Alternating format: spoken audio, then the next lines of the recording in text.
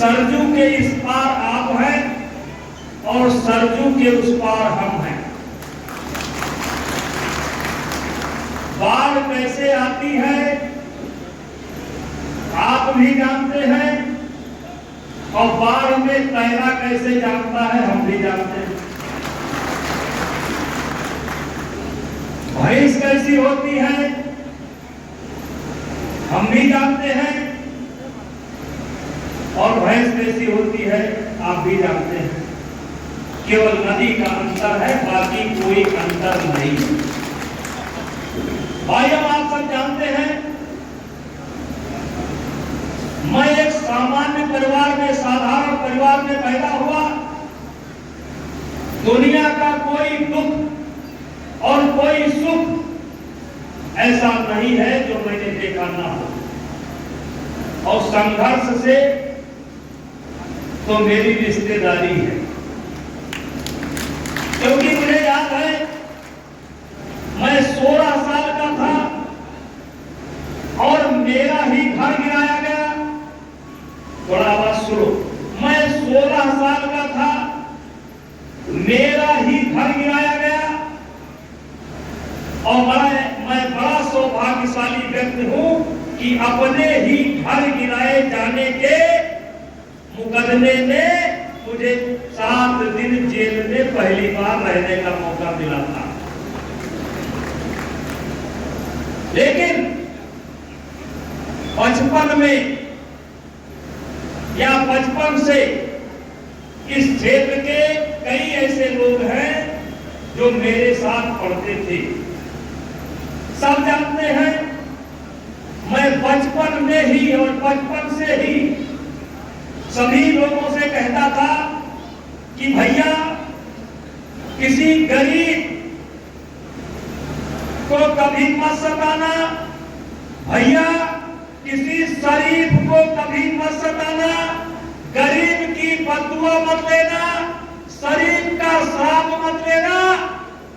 अन्याय करने वाला चाहे जितना भी बड़ा आदमी हो, उससे टकराने में कभी देर न करे। और इसलिए मैं कहना चाहता हूं, किसी ने कहा है आंधिया जहां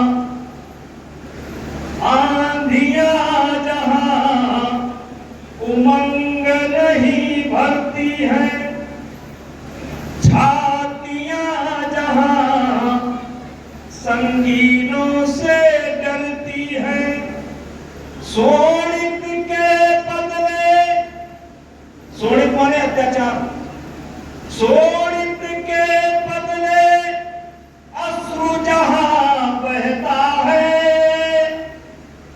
अन्याय की शोणित के बदले अश्रु जहां बहता है, वो देश कभी स्वाधीन नहीं रहता है। और इसीलिए मेरे भाइयों, मैंने पहले दिन जब मेरे ऊपर आरोप लगाया गया तो मैंने कहा कब हुआ, कहां हुआ, किसके साथ हुआ। याद रखना मेरे भाइयों, हम सब लोग उस परंपरा से आते हैं, उस अयोध्या को अपना आदर्श मानते हैं, उस राम को अपना आदर्श मानते हैं। निभाने के लिए 14 वर्ष का वनवास स्वीकार किया, पलट करके नहीं देखा। हम उस परंपरा से आते हैं, कहते हैं रघुकुल रीत सदा चली आई और प्राण जाए पर वचन न जाए। और मैंने उसी दिन कहा, तब हुआ, कहां हुआ, किसके साथ हुआ। और मैंने एक बात ये भी कहा था, अगर एक भी आरोप मेरे ऊपर साबित हो जाएगा तो बृजभूषण सिंह स्वयं फांसी पर लटक जाएंगे, किसी को कहना नहीं। आज भी मैं उसी बात पर कायम हूं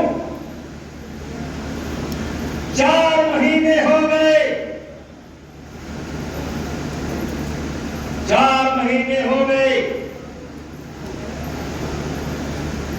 मुझे फांसी चाहते हैं।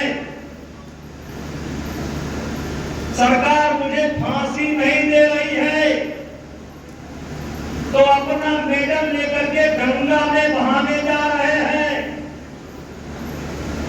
मुझ पर आरोप लगाने वालों, गंगा में मेडल बहाने से बृजभूषण सिंह को फांसी नहीं मिलेगी। अगर तुम्हारे पास कोई सबूत है तो जा करके पुलिस को दो, न्यायालय को दो, और न्यायालय मुझे फांसी देगा तो मुझे स्वीकार है, मैं उस फांसी पर चढ़ जाऊंगा। ये इमोशनल ड्रामा मेरे भाइयों, मैं आपसे कहना चाहता हूं, मैंने आभा में एक लाइन पढ़ा था, एक लाइन पूरी 3 लाख तलवार के पर चमके 3 लाख तलवार। वाह! लेकिन जब एक बार घूमता हूं तो सारी तलवार नाम में बंद हो जाती है। और मेरा मानना है भाइयों, जब भगवान राम को वनवास हुआ, भरत बहुत विकल हुए, बहुत अधीर हुए कि मेरे कारण भैया को वनवास हो गया। तो गुरु वशिष्ठ समझाते हैं, सुनो भरत भाभी प्रबल, बिरखि कहो मुनिनाथ, हाँ मिलाप जीवन मरण, जस अब जस विधिहार। मेरा मानना है मेरे भाइयों, ये आरोप मेरे ऊपर बनता नहीं है, मेरे ऊपर शोभा नहीं देता है, लेकिन ये आरोप मेरे ऊपर इसलिए लगा है कि भगवान मुझको घर बना करके कोई बड़ा काम लेना चाहते हैं। ये आरोप मेरे ऊपर इसलिए लगा, ये आरोप मेरे ऊपर इसलिए लगा, और इसीलिए मैंने निश्चित किया है, आज ये आरोप से न गांव सुरक्षित है, न शहर सुरक्षित है, न विद्यार्थी सुरक्षित है, न नौजवान सुरक्षित है, न संत सुरक्षित है, न अधिकारी सुरक्षित है आज इस आरोप से। और ये आरोप एक ऐसा आरोप है कि किसी के ऊपर भी लगा दो, किसी के ऊपर भी लगा दो तो अपने ही लोग कहने लगते हैं, अरे भैया बिना धुआं के, बिना आग के धुआं नहीं उठा, कुछ ना कुछ तो होगा। अरे भैया ये कलयुग है, कलयुग, कबीर दास की उल्टी वाणी, ये कलयुग है, कबीर दास की उल्टी वाणी, और बरसाई कंबल भीजे पानी, ये कलयुग है। ये कुछ भी हो सकता है, कुछ भी हो रहा है। इसलिए मेरे भाइयों, मैं पलट करके लड़ गया।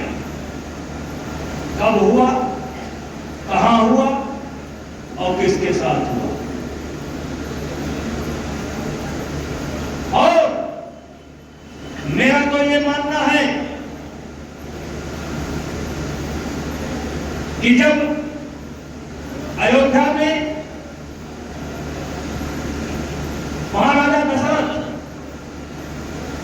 भगवान राम को अपना उत्तराधिकारी बनाना चाहते थे, ध्यान से सुनिएगा, भगवान राम को महाराजा दशरथ अपना उत्तराधिकारी बनाना चाहते थे,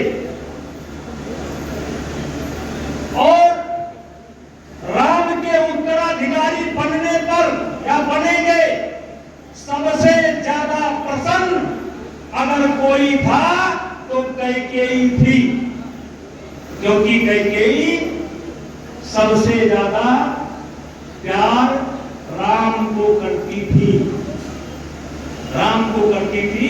रामचरितमानस में भी ये प्रसंग आया है और वाल्मीकि में भी प्रसंग आया है। लेकिन उसी समय